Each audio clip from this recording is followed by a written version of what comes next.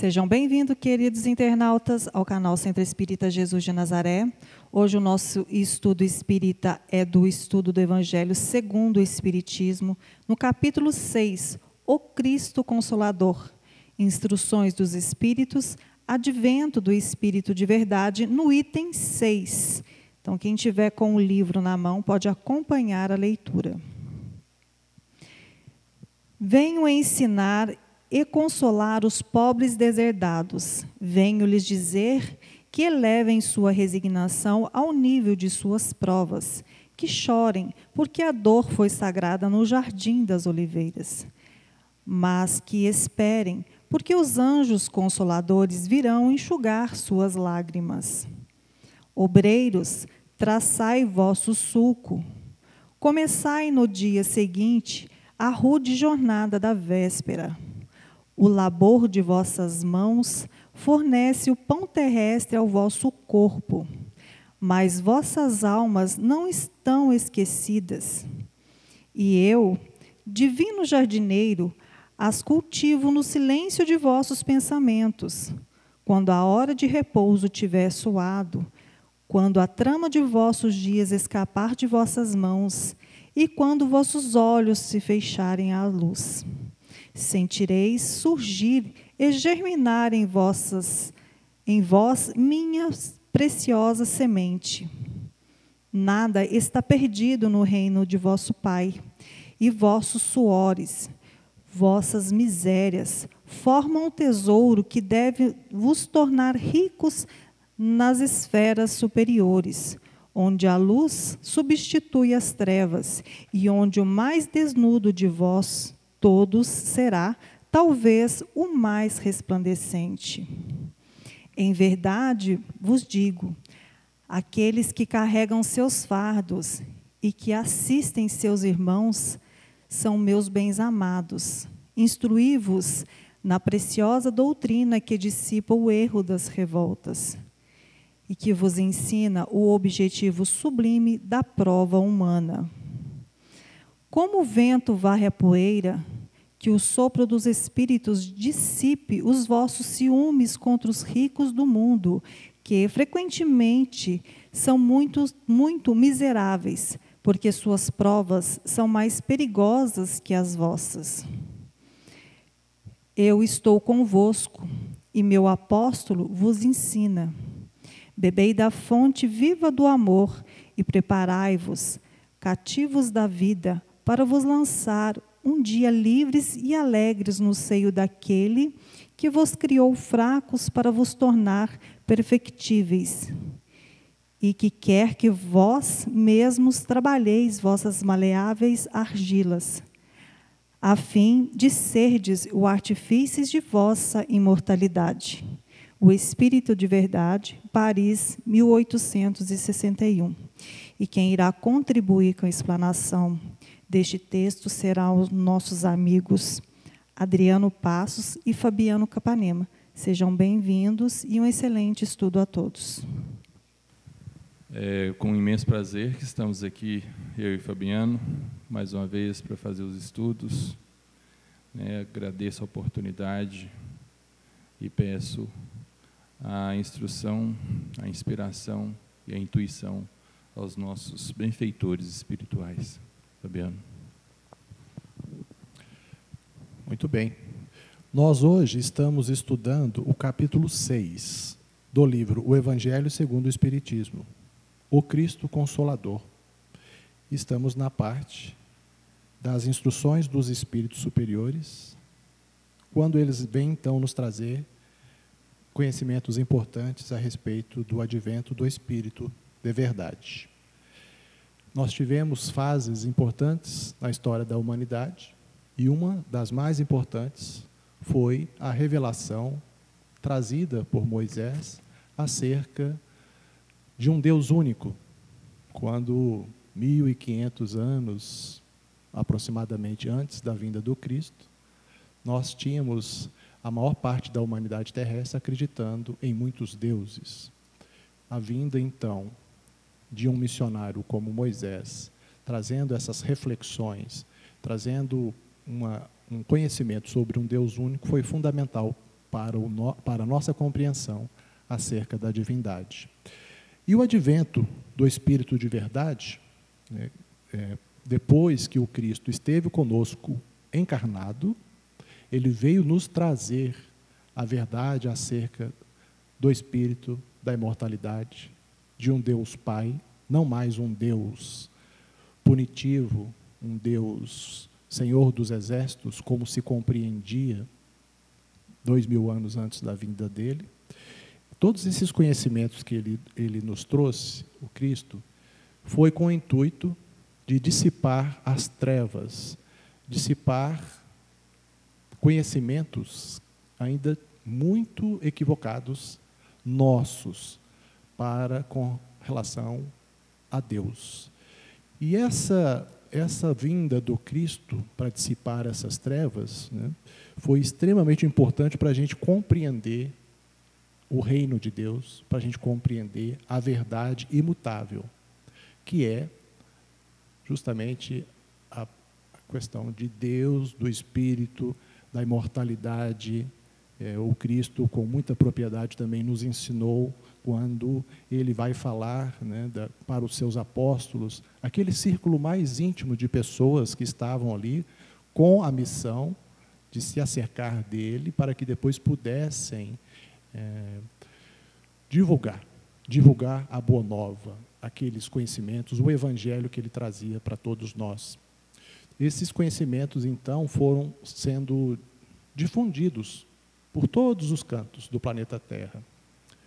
Com a vinda dele, aos 30 anos, ele começa, então, o seu trabalho de peregrinação e, aos 33 anos, sabemos que houve um momento, então, que ele deveria nos deixar, e ele fez esse trabalho de divulgação do seu evangelho durante esses 3 anos, de uma maneira em que nós sabemos que, por todo o restante da história da humanidade, até os dias atuais, ele teve um impacto muito grande na nossa compreensão acerca de nós mesmos, acerca de Deus e acerca da realidade imutável que ele veio nos ensinar.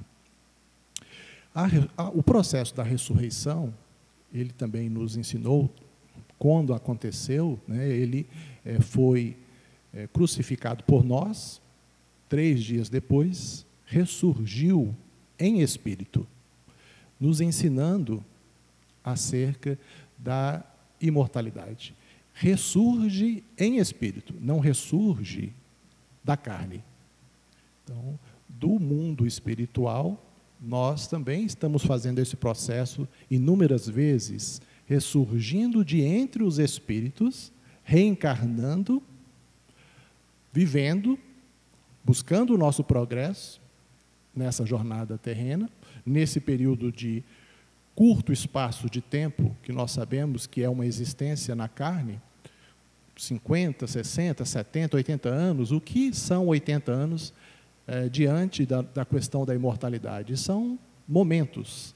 E esses momentos são fundamentais, são importantes para que a gente possa refletir sobre o nosso progresso e a nossa atuação na seara do Cristo, que nós todos deveremos ter o Cristo redivivo em nós mesmos, e com o advento da chegada do Espiritismo, que foi codificado por Allan Kardec no século XIX, foi fundamental para que nós tivéssemos acesso, então, a uma terceira revelação importante para a humanidade. A primeira, Moisés. A segunda, o advento da vinda do Cristo. A terceira revelação, a doutrina espírita, que agora vem tirar esse véu, vem ampliar a nossa visão e dissipar as trevas acerca dessa compreensão das questões dos espíritos, que somos todos nós. Então, quando nós vamos encontrar na humanidade ainda um pensamento, um paradigma muito materialista, a partir do momento em que surge essa terceira revelação e a espiritualidade superior recebendo o comando do Cristo de difundir essa concepção e ampliar a nossa visão acerca das questões espirituais, esse comando, de maneira orquestrada, a espiritualidade superior vem, então, em todos os cantos do planeta, trazer esse conhecimento, se utilizando de médiums, se utilizando de todo o aparato, todo o recurso que os espíritos superiores dispõem para poder tirar esse véu, essa venda, e combater, pouco a pouco, nesses 163 anos, já da vinda do Consolador prometido, né, da chegada do advento do Espírito de verdade, o próprio Cristo comandando, orquestrando esse corpo de espíritos superiores que vieram juntamente com aqueles que se encontravam encarnados, Allan Kardec, Leon Denis e vários outros pares e pessoas que haviam encarnado na mesma época, no século XIX, todo esse aparato, toda essa organização e planejamento por parte da espiritualidade superior, sob a tutela e a batuta e o comando do Cristo, foi com esse objetivo, de fazer avançar a compreensão da humanidade acerca da espiritualidade, para combatermos esse paradigma materialista. Nós sabemos que o materialismo ele está acabando, pouco a pouco. Nós temos até mesmo, nas questões científicas, hoje encontrado vários cientistas que se autodenominam pós-materialistas, porque se antes se atrelavam e buscavam, na metodologia científica, justificar as leis naturais, e mesmo aquelas questões que aconteciam que não tinham explicações, tentavam, algumas agremiações religiosas, se utilizar do termo de milagres. A gente sabe que hoje a ciência e esses cientistas pós-materialistas estão avançando no micro e no macro, avançando na compreensão e chegando a compreender que não há como explicar muitos dos fenômenos que acontecem na humanidade se não buscarmos explicações além de simplesmente verificar as questões materiais. Então, nós estamos vivendo um momento na humanidade muito promissor, momento que culmina hoje com esse trabalho orquestrado de divulgação do Espírito de verdade, né, o advento do Espírito de verdade, dessa revelação, do esforço de trazer os ensinamentos do Cristo novamente, né, de ser um projeto de reviver a essência do ensino do Cristo. Então, hoje nós vemos que a doutrina espírita tem essa missão. E todos nós, espíritas, temos uma missão muito importante. Primeiro, buscar corrigir as nossas mazelas individuais. Nós estávamos até conversando sobre isso agora mesmo, né? O mais importante é que a gente possa, para poder auxiliar, primeiro eu tenho que buscar a minha autotransformação. O que você acha sobre isso? É muito interessante. Eu quero até abordar uma coisa aqui que aconteceu. Eu e o Fabiano, fomos chamados agora, 2 dias atrás, para poder apresentar o trabalho, né, esse estudo que a gente está fazendo. E, normalmente, eu faço a leitura e faço 2 tipos de apresentação diferentes. Normalmente, na hora que eu chego aqui, eu pego e mesclo os 2. Hoje, aconteceu um fato interessante, que uma parte do meu trabalho, o Fabiano apresentou aqui agora, né? Foi o que eu fiz. A gente está falando sobre o contexto histórico. E o Moisés, segunda fase de Jesus, o Consolador.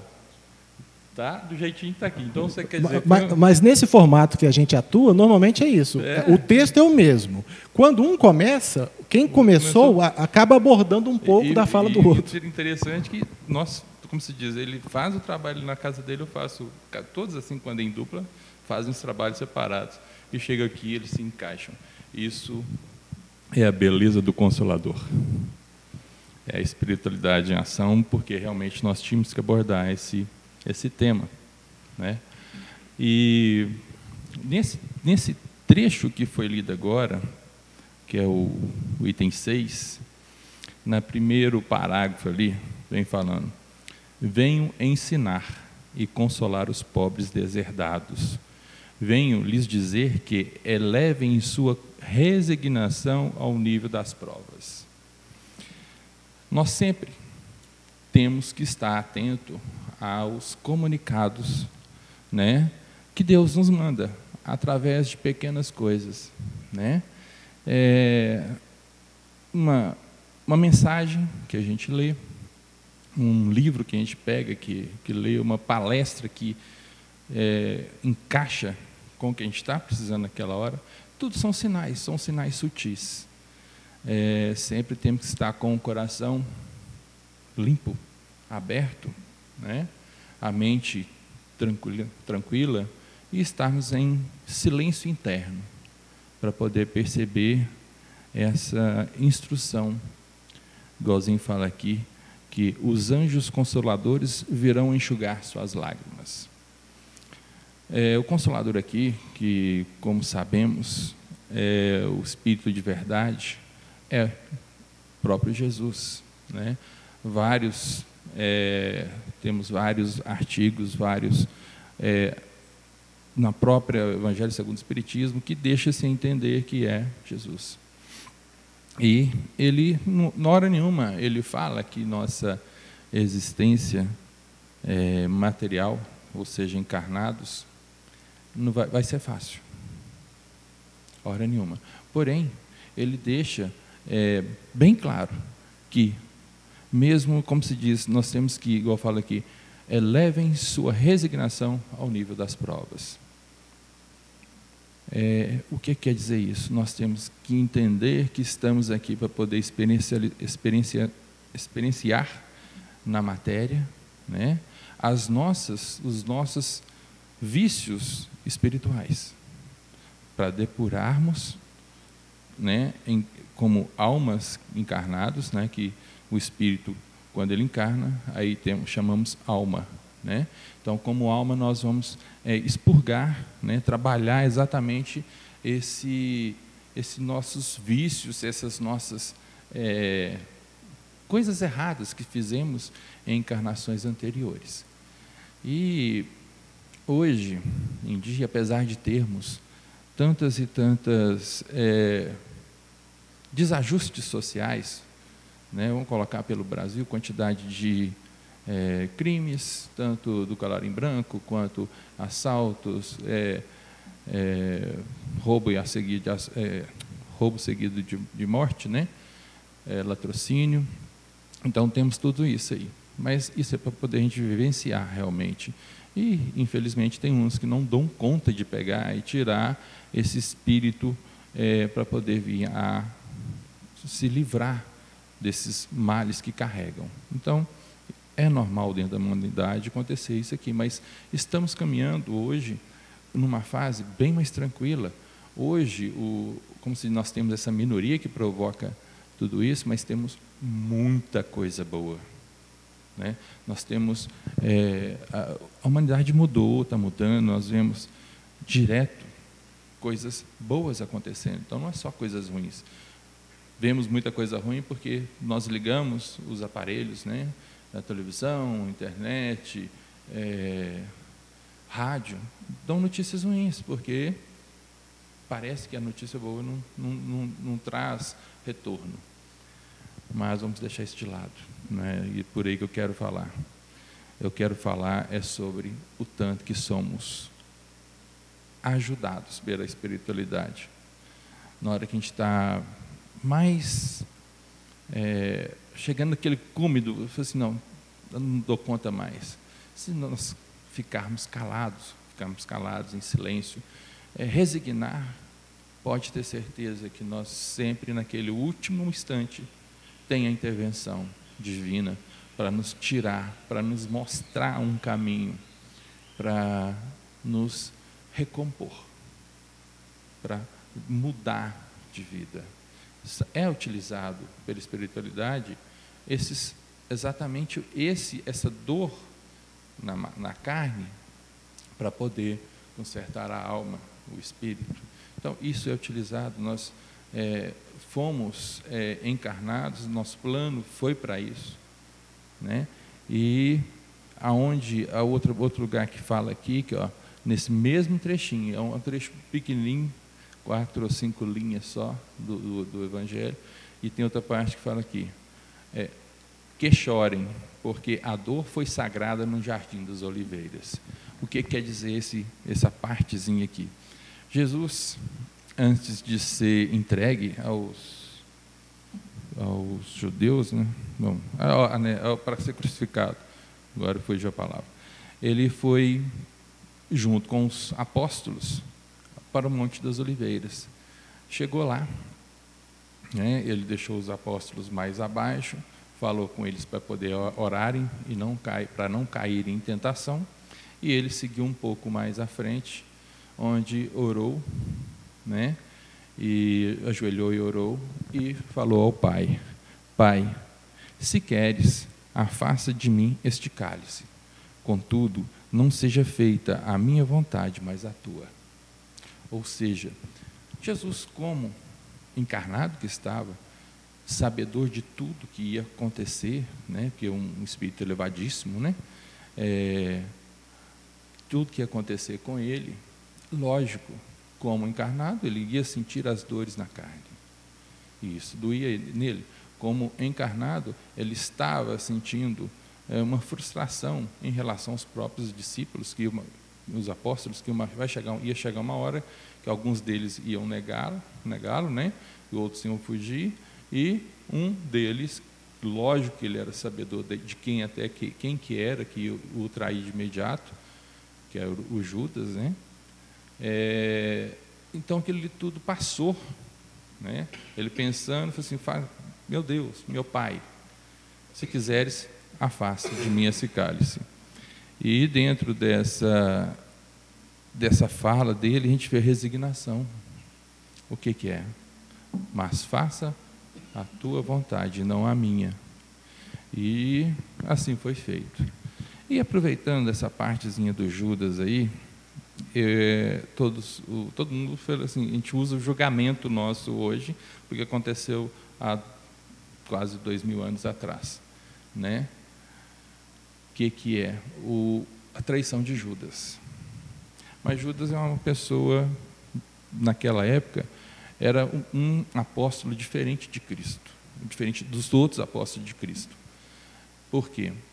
Ele era de uma parte da Judéia, era judeu de uma classe mais rica, né, e mais bem, sabia mais as coisas, falar, e sabia onde que conseguir os recursos. Inclusive, ele era o tesoureiro, né, do apostolado lá.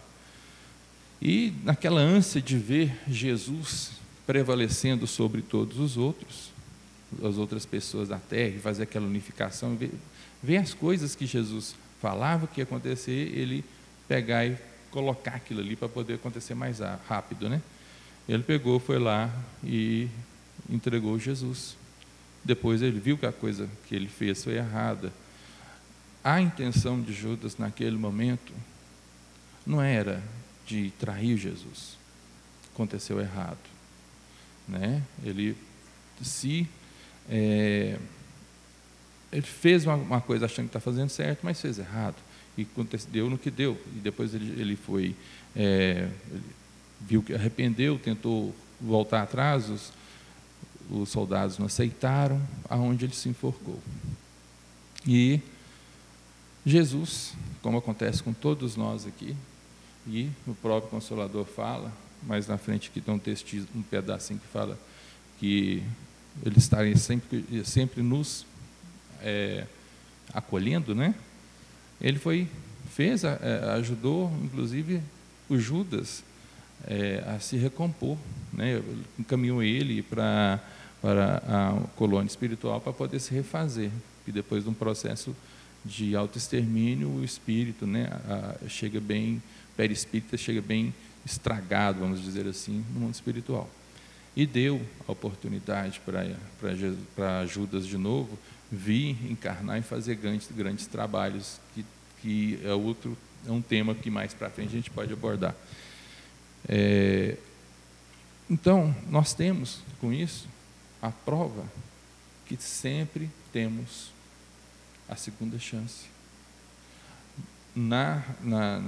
nesse trecho especificamente, né, nós temos aqui para poder, obreiros, traçai vosso sulco, recomeça no dia seguinte a rude jornada da véspera.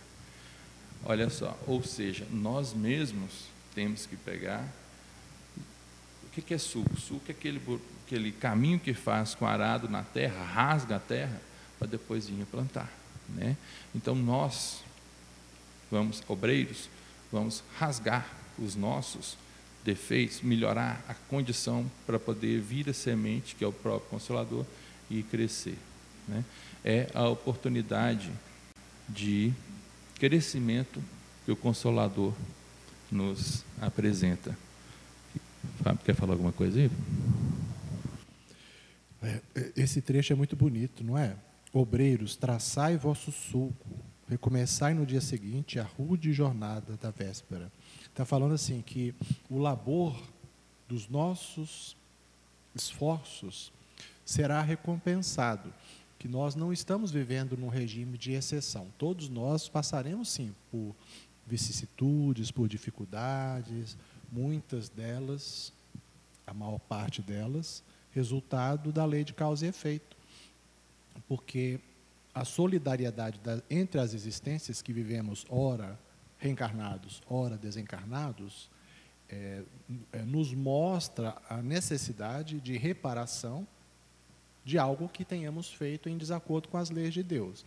Então, qualquer dificuldade que estejamos vivendo, se tenhamos nascido num lar de muitos desafetos, muito problemático, se temos uma deficiência orgânica, um defeito de nascença, se viemos com a expiação de algum transtorno mental, eu não sei, né? Eu estou citando vários exemplos aqui, todos nós que estamos aqui, vocês que estão nos ouvindo, todos nós temos as nossas mazelas, os nossos problemas pessoais. Mas eles são consequência de determinações, atos que nós mesmos cometemos. Para toda ação no bem, gera-se um efeito positivo e que tenha um efeito multiplicador na sociedade de transformação.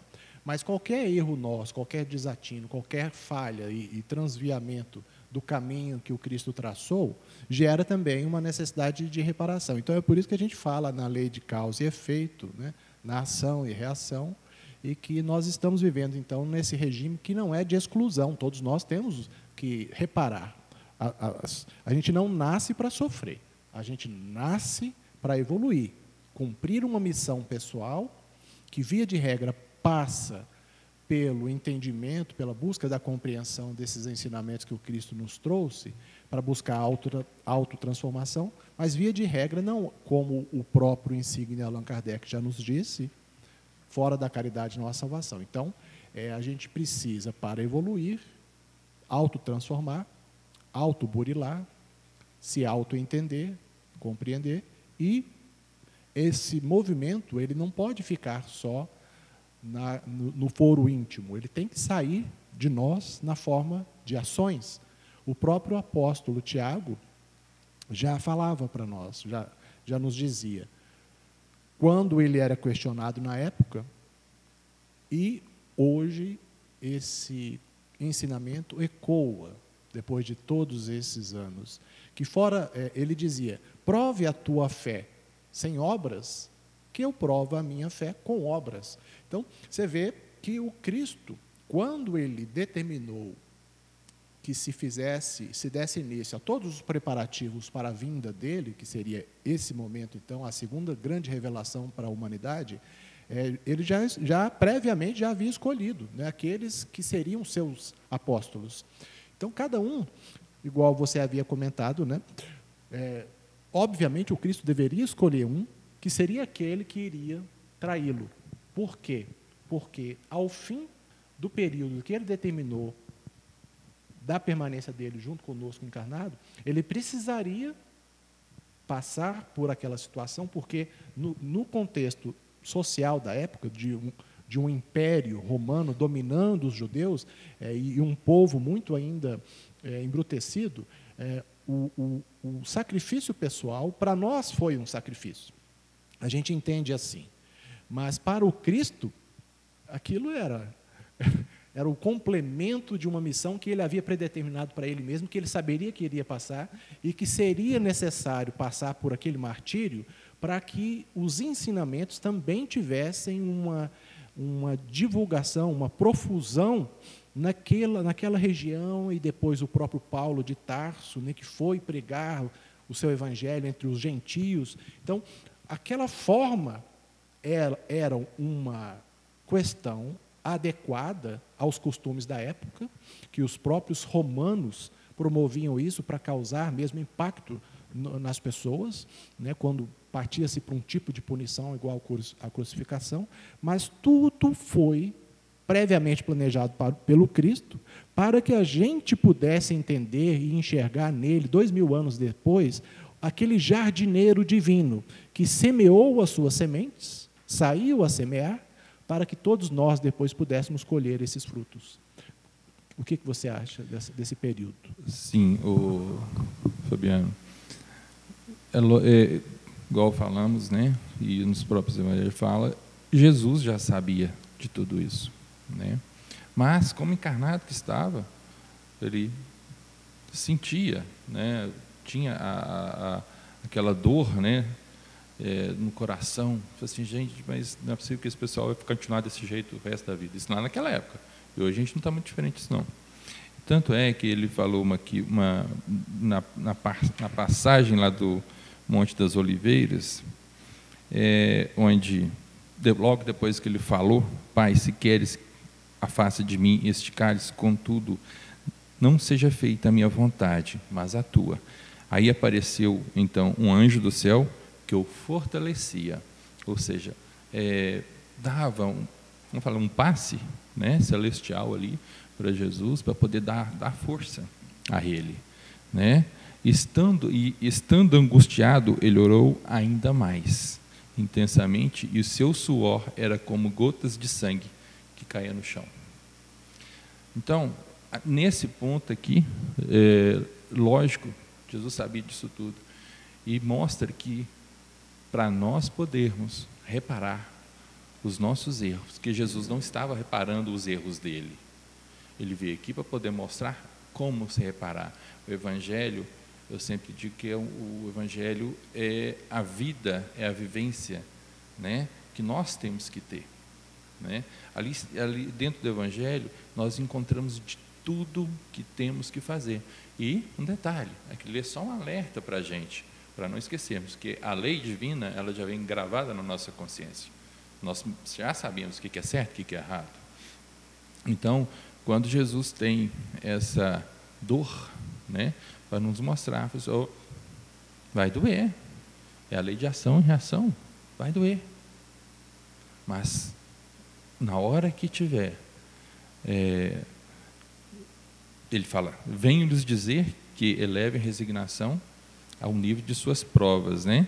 E mais na frente ele fala aqui, que agora eu não sei onde que eu vou achar aqui, sobre na hora do descanso, ou seja, na hora que a gente tiver quase, como se diz, naquele ápice, ele vai aparecer e vai nos ajudar, né? Você concorda com esse caminho? Lógico que ele sabia disso tudo, mas ele veio para poder nos ensinar. Uhum. Ele veio nos ensinar com o Evangelho, que é a vida dele, esses 3 anos, né, que ele começou a trabalhar com 30 anos, quando foi 33, teve esse evento, né, que foi para poder chamar o mundo, a atenção do mundo inteiro para o Evangelho.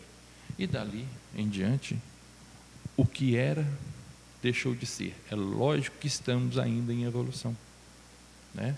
Então, essa vinda do Cristo, né, ele encarnado, e depois a vinda dele como o Espírito de verdade, são marcos na nossa evolução da humanidade. Tanto é que lá, quando encarnado, assim, vocês ainda não têm condições de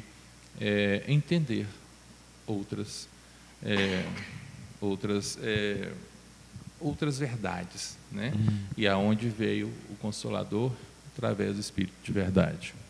É muito interessante essa colocação sua, porque quando ele falava em parábolas, ele falava porque nós ainda não tínhamos realmente, igual você falou, a gente não tinha condições de interpretar toda a abrangência dos seus ensinamentos. Então, ele se limitava a usar, né, essas parábolas, esses exemplos do dia a dia, do que era corriqueiro para nós naquela época, para que a gente pudesse entender. No círculo mais íntimo, para os seus apóstolos, certamente ele aprofundava mais, ampliava mais essa linha de raciocínio. Mas fora necessário passarmos aí por 1000 anos de um período medieval, um período difícil para a humanidade, em que, porque a espiritualidade superior respeita muito o nosso livre-arbítrio.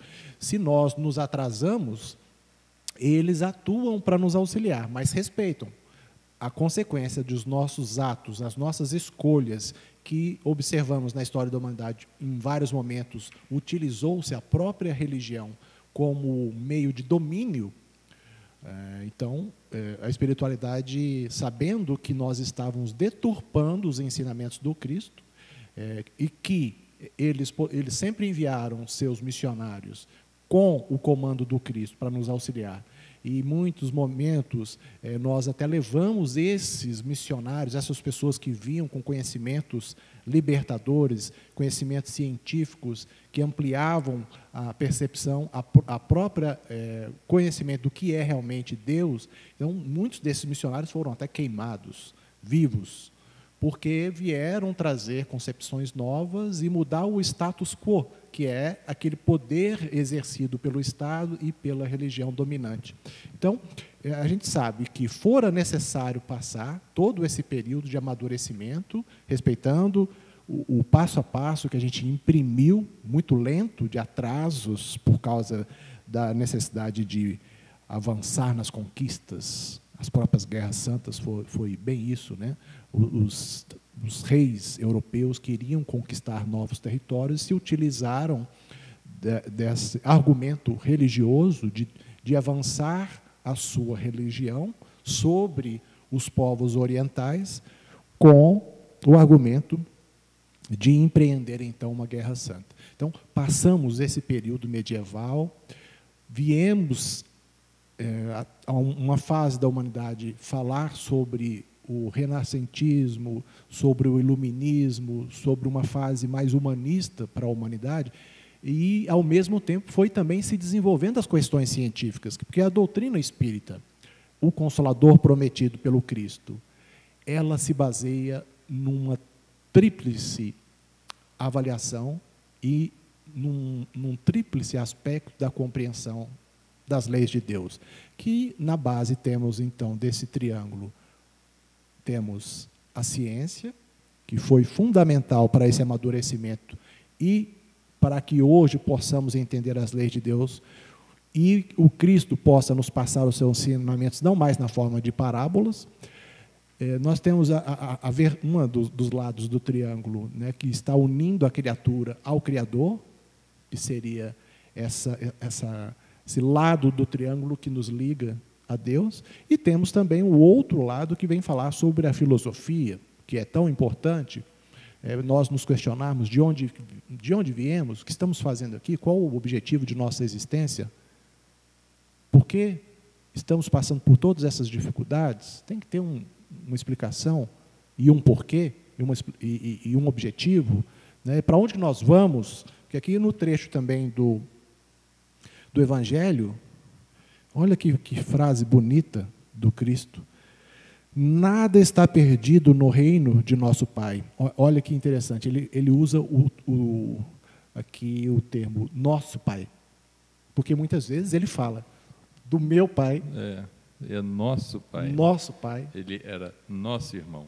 Isso, vosso, ele também usa isso, o vosso pai. Quer dizer, o entendimento que nós tínhamos na época de Deus não era o mesmo que ele tinha. Ele já vivia na intimidade com Deus. Então, ele se referia muitas vezes, nos seus ensinamentos, que depois os apóstolos trouxeram para a gente muitos anos depois da sua partida, vieram trazer os escritos sobre os seus ensinos, foram verbais, a gente percebe isso. Quando ele se referia meu pai, é porque ele e o pai,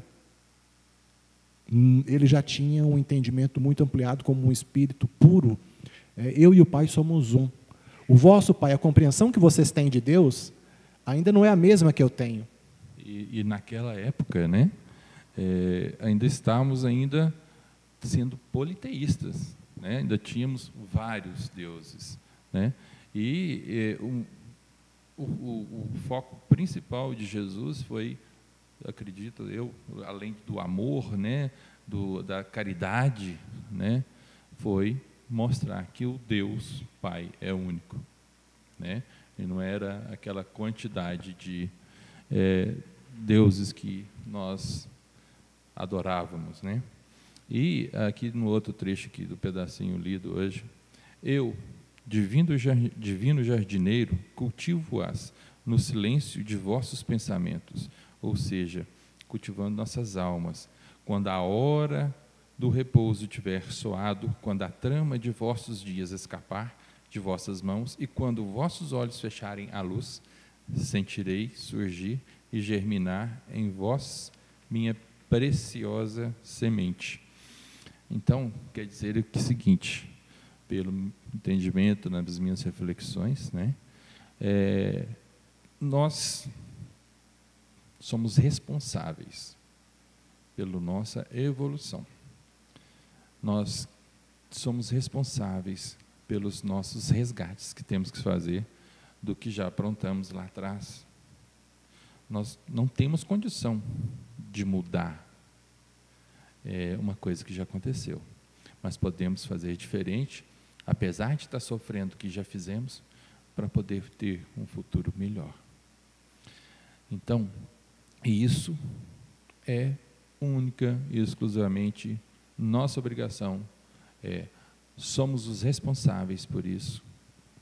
E não tem esse negócio, vou pedir isso, vou pedir aquilo, vou pedir saúde. Antes de pedir saúde, cuide do corpo, cuide da alimentação, evite os exageros, né? A parte material minha está ruim, vou pedir um prêmio na loteria. Não. Olhe os seus excessos, né? Primeiro, vamos aprender a viver com o que temos. E, por assim, são várias, vamos trabalhar, vamos estudar, né, para poder progredir. Nosso progresso aqui, como encarnados, na matéria, é o que a gente tem que fazer, nós temos que ter o progresso aqui. O progresso aqui arrasta toda a humanidade junto, o progresso de cada um arrasta toda a humanidade junto, a humanidade encarnada. Através desse progresso nosso, que nós fomos colocados aqui para isso, não só o progresso científico, nem só o progresso no saber, mas o progresso no amor, o progresso no instruir-vos e no orai e vigiai. Então, tudo isso está junto, nós estamos aqui para isso. Como se diz, o trabalho que fazemos diariamente, o labor diário, ele é para nos alimentar no pão, né, mas também para poder ajudar a uma família, ajudar o ser que está do nosso lado, nosso irmão, a progredir também, né? O maior de todos os progressos que temos é na caridade, na oração, né, nessa resignação e no nosso renascimento uma pessoa melhor. Fabiano. Muito bem. Olha só que frase também que o Cristo nos conclama. Espíritas, amai-vos, eis o primeiro ensinamento. Instruí-vos, eis o segundo. Foi o que você acabou de falar. A importância da gente buscar a instrução, buscar a compreensão, estudar o conhecimento humano, todos os avanços que nós já obtivemos, para questões pessoais, até mesmo para atuar no mundo corporativo, seja como empreendedores ou seja como colaboradores de uma corporação. Então, é importante a gente avançar intelectualmente, instruir-nos. Mas o Cristo coloca em primeiro lugar a importância de nos amarmos. Por quê? Na nossa história também, nós já percebemos que muitas vezes, quando nós estávamos buscando sobrepujar, dominar, e em um determinado momento isso aconteceu através da busca do conhecimento, de tecnologias, de armas avançadas, artefatos de domínio, porque na história da humanidade sempre vivemos isso, né? O domínio, as aristocracias, o poder exercido. Então, nós observamos isso, que quando nós nos instruíamos, nos intelectualizávamos, nós, em muitos momentos, fizemos verdadeiras atrocidades, né? Vamos aí imaginar somente as mais famosas, Primeira e Segunda Guerra Mundial, mas milhares de outros conflitos já foram implementados com esse pensamento de domínio. Então, é por isso que o Cristo nos fala, amai-vos primeiro. Porque se a gente for buscar ampliar o raciocínio, a intelectualidade, sem atrelar a questão da moralidade, da ética e do amor, nós vamos cair novamente. Então, o conselho é esse, que a gente possa estar consciente do nosso papel, enquanto trabalhadores na seara do Cristo, cada um de nós, foi o que você falou, que a gente tem que buscar primeiro sermos pessoas melhores, para, por efeito de exemplificação em sociedade, quando nós observamos o esforço de alguém para dominar as suas más tendências, para ser uma pessoa melhor, o esforço para não reagir diante de uma determinada situação que lhe é imposta, às vezes no ambiente de trabalho, de forma encolerizada. Quer dizer, quando a gente observa que aquela pessoa está se esforçando para seguir os ensinos do Cristo, né, de compreensão, que somos todos irmãos em Cristo, somos todos filhos do mesmo Pai, que nós temos que buscar esse aperfeiçoamento, e isso tem um efeito exponencial, porque cada um tem a capacidade, em ampliando o seu amor, de neutralizar o ódio de milhões. Temos exemplos muitos na história da humanidade, o próprio Cristo, antes dele, vários exemplos, após a vinda do Cristo, nós temos também vários. Eu estou me lembrando aqui de Gandhi, quando ele conseguiu libertar a Índia do jugo, né, do Império Britânico, sem violência. Ele pregava não violência. Então, assim, amar tem que vir primeiro, e logo em seguida a instrução. Mas eu me arriscaria até a reformular essa minha fala. É concomitante, é paralelo. O esforço desses dois mecanismos, ou dessas duas asas que vão nos permitir alçar voos mais elevados de evolução espiritual, ele é simultâneo. Eu não posso bater mais uma asa do conhecimento e deixar a outra asa da moralidade com menos movimento, menos dinâmica, porque aí eu não vou conseguir me elevar. Então, o esforço nosso tem que ser esse. Mas, assim, a recomendação do Cristo é nesse sentido, porque na história da humanidade nós erramos muito, buscando só intelectualidade. Agora a gente tem que nos amar muito mais. Eu quero terminar esses nossos estudos hoje deixando duas reflexões. A primeira é que a própria espiritualidade trata o Brasil como a pátria do Evangelho. Nós somos, o Brasil, um emaranhado de todas as raças, de todos os povos. Vivemos em uma certa harmonia, eu acredito quase que total. Esses desajustes que temos aí na parte social, com esses vários crimes, né? Todas as searas, igual falei, faz parte, mas com amor se corrige tudo. E nós somos um povo pacífico, um povo amoroso, caloroso, e recebemos todos com muita muito calor no coração, ficamos tocados quando tem alguma coisa que aconteça com outros povos, ou então até nas nossas regiões aí, o Brasil é imenso, né? Então, estamos sendo sempre abertos a ajudar. E vou deixar então com uma frase de Barack Obama: a mudança não virá se esperarmos por outra pessoa ou outros tempos. Nós somos aqueles por quem estávamos esperando. Nós somos a mudança que procuramos. Essa frase foi de Barack Obama. E uma outra que é muito difundida da doutrina espírita: nós somos os trabalhadores da última hora e trabalhamos no amor. Obrigado a todos. Um grande abraço. Nós agradecemos a Deus por mais essa oportunidade e a todos vocês por terem participado conosco.